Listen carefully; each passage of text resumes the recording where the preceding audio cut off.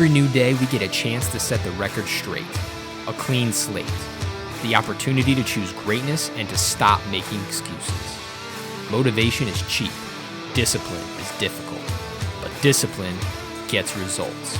Your mindset matters.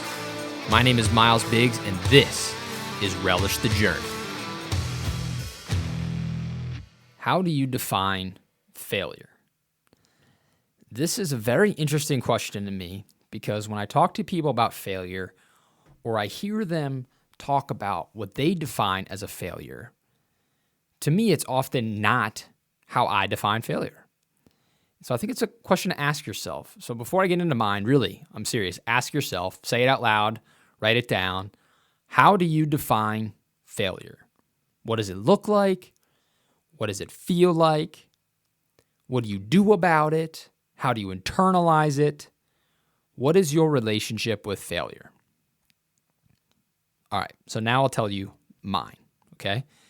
To me, a failure is simply when you completely stop. When you hit that roadblock, when you hit the obstacle, and you hit the F it button, and you just completely walk away from whatever it is you're pursuing. You don't set it aside for a couple days. You don't take a minute and then get back to it. You just completely abandon it. That would be failure.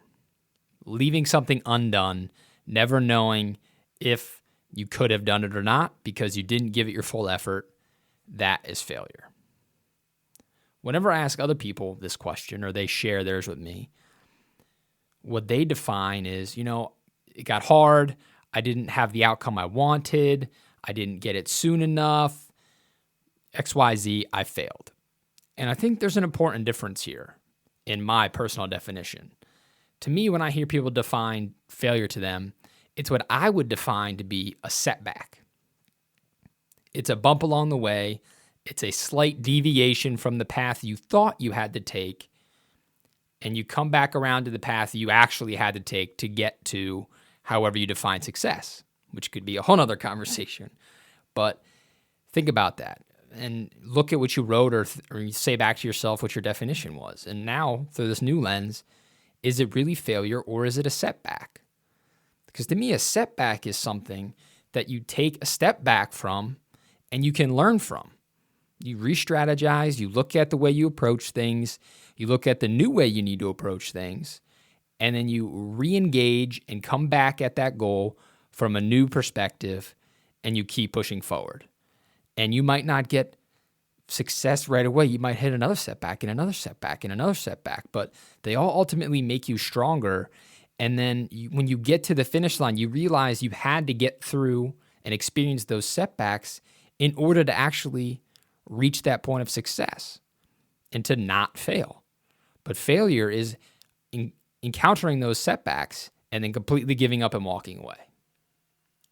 So my challenge this week for everybody listening is examine a quote-unquote failure you've had recently, and then through my definition, re-ask the question, was it a failure?